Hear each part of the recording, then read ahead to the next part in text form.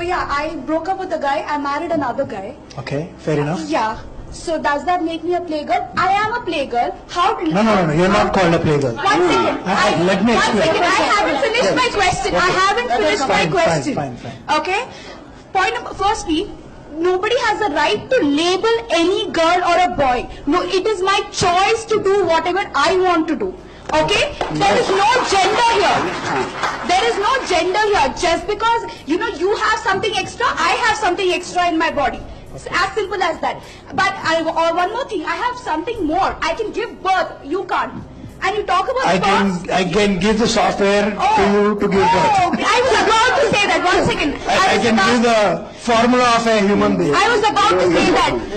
I was about to say that. Oh, I don't need your sperms. You know what? Even dog sperms can give birth to a human child. Do you know that? Okay. Let's go marry a dog. Perfect. Can you do me a favor? Yeah. Can you open this for me? Yeah, sure. Why not?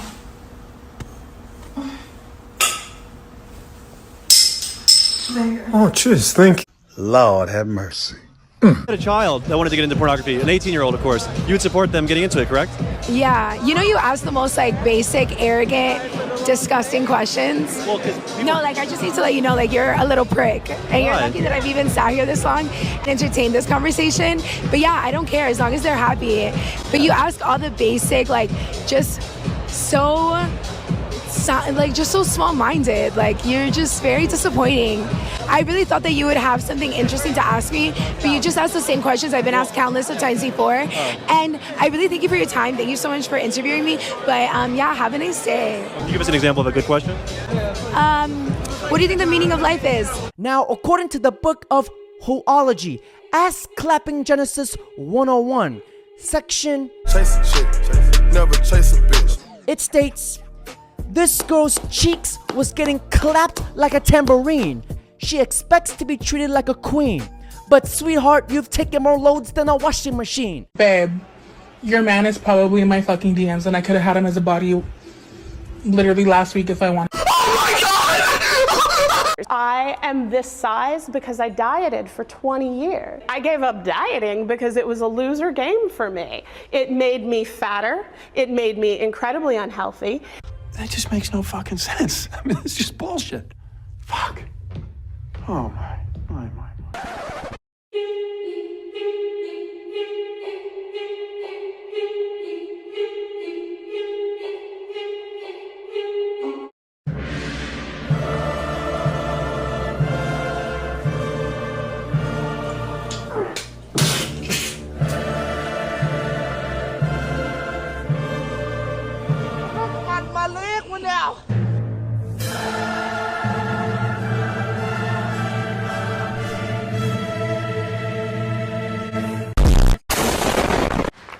I'm here today to talk to you about a very powerful little word, one that people will do almost anything to avoid becoming. I'm not sure if any of you have noticed, but I'm fat.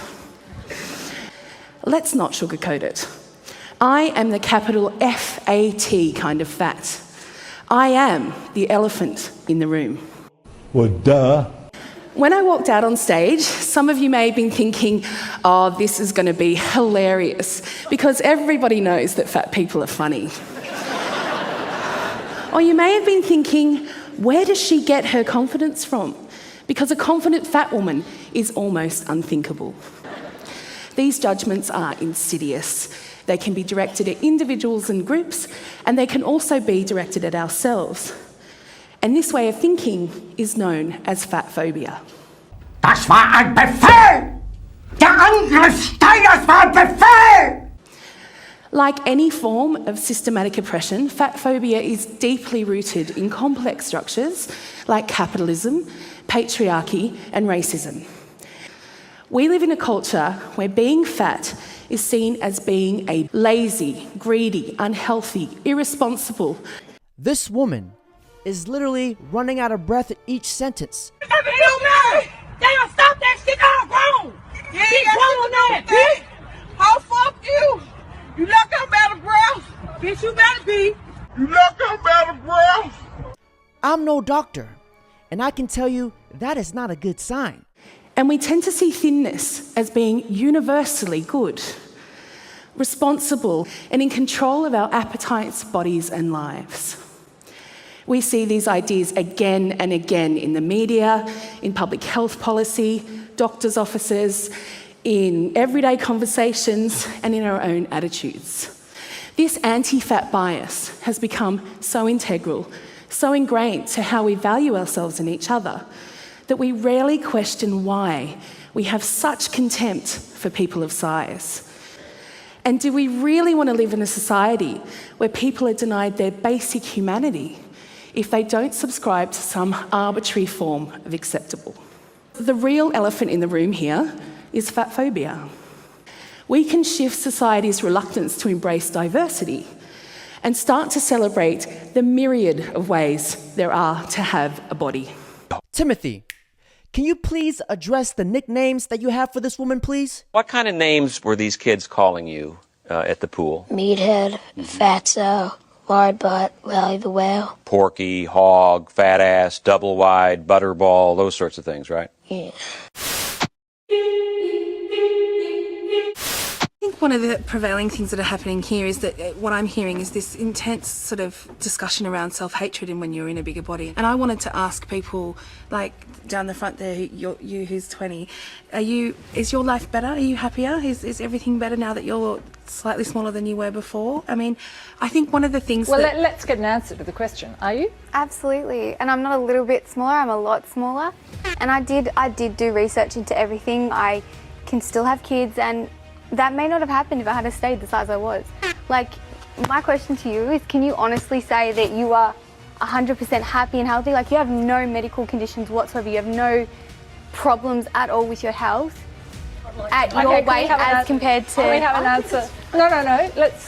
The question's been asked. What's the answer? I think it's really interesting that I feel like I need to justify my existence in this room. No, but hang on a minute. You asked her to justify her decision. I asked her if she was happy. I didn't ask her to justify what her health issues now, or if there is any. But have you got any health issues? No, I'm perfectly happy. I'd love to know, like, what do you see as healthy with eating? Yeah, it's interesting that you've just assumed that I eat bad food because no, of my I'd size. love to know, because if you're really healthy, do you have any joint issues, or so you're completely... I swim 2.5 kilometres a day. I walk, I exercise all the time. I am in a synchronized swimming team, and I really resent the fact that I have to actually justify my existence and my ability to live in the world in a bigger body. She says she swims 2.5 kilometers a day. That explains the rising sea levels. I swim 2.5 kilometers a day. And guess what else swims 2.5 kilometers a day? A fucking land whale. Welcome to Jurassic Park.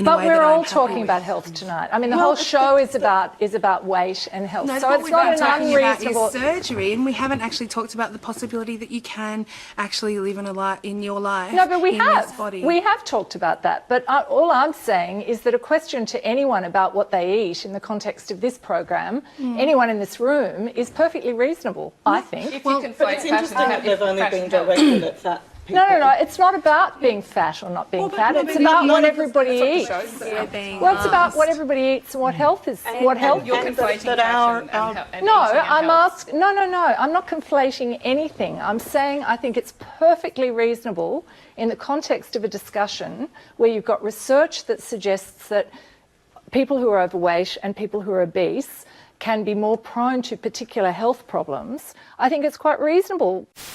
I can't breathe.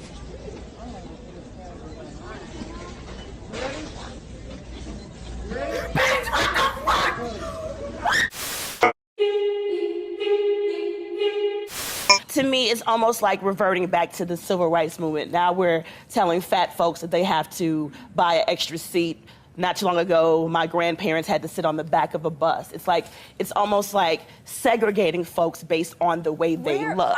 Now, if you take up 2 seats, that means you have to pay for 2 seats.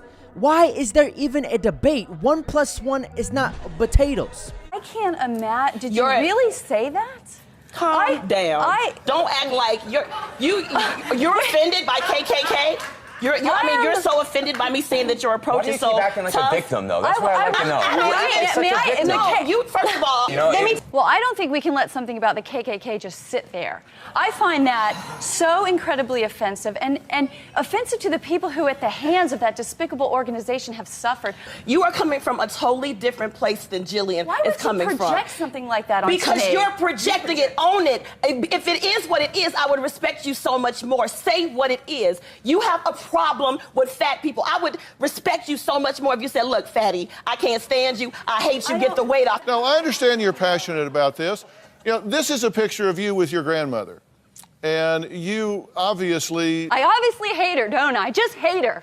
Hate my mom, hate my dad. Why could you say something like that? You know nothing about me other than the propaganda. You know nothing May about I finish me. one statement? You know nothing I about haven't gotten me. to finish one statement. If you read my blog, if you go to actionagainstobesity.com, if you go to findingthin.com, you'll find out what I really am. And then if you want to criticize me, criticize me. Don't criticize me based on what the pro-fat movement writes about me. I wouldn't read like your that website. person either. I did go if to you your say. website. But don't say If that I I say. hate a certain group of people when nothing could be further from the truth. I have two comments to make. First, I want to direct this to Miss Skinny Minnie. Which Miss Skinny Minnie? Isn't her name Mimi or Skinny Minnie? Yeah, okay, Mimi. Well, the skinniest girl up there. Anyways, she made a comment that you have to have a lot of willingness and motivation I to was be quoting skinny. Dr. Kelly Brownell of Yale. That's what he says. I don't care who you was quoting. You said it, own it. I agree with him, absolutely. Okay, good. But I'm a plus-size model. I am willing and motivated to wake up every day to keep these curves. I don't want to wake up and look like you and be confused and quoting everybody. Why don't you say what you have to say and stand up for what you believe? Oh, I was just tagging on to she was talking about the same Yale Center, so. Okay, but let me ask you a question while you're standing up. Why is it okay for you to call her Skinny Minnie?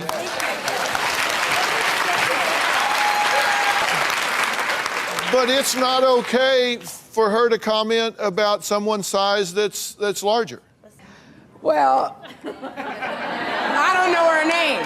So, okay, you got me on that, but moving on. No chubbies. No chubbies. No, I got something for no chubbies. You said it. Own it. The difference is that she insulted when she was called skinny. Okay. With this whole body positive movement, this fat acceptance, they're like, we love being fat, but don't call us fat. So they're shameful of what they love? Kick rocks.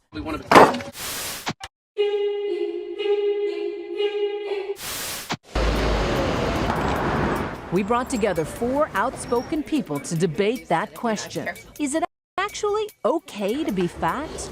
There are 10 million females, 1 million males who suffer from eating disorders in this country. There are really heartbreaking statistics about self-esteem. I think the most important thing that we can give to a child is a love for their body. And having cake and ice cream at someone's birthday party isn't why America's fat. It's acting like every day is somebody's birthday party is why America is fat. But what about when you start to go the other way and you say, oh my God, food, let's be so scared now. That's such a bad thing. I think that's also planting, the anorexic seed possibly from the beginning in children's minds. I mean, I started out as a kind of chubby kid and increased through all of these behaviors. I am this size because I dieted for 20 years. Well, dieting doesn't get you to that size. It does, actually. So when you go through the cycle of weight gain and re-loss and gain and loss and gain and loss, you do wind up at this size. I would never be. Yeah, I was bigger than you. I would never be a couldn't thin have person. sat here. I would never be a thin person. I was not before my dieting behaviors began. But you're not answering my question. She's saying that you've I'm given saying up. that it's not about giving up is the thing. Like, I gave up dieting because it was a loser game for me. It made me fatter. It made me incredibly unhealthy. It made me full of self-loathing. I have permanently screwed up my metabolism because I dieted from the age 7 to the age 20. Are you sure about that? She says she diets and she eats once a day. By her definition, it probably means she starts eating in the morning and finishes at nighttime. And gentlemen, on that note, that's it for today's video. Don't forget to like, comment, subscribe. Bomboclat! Bomboclat.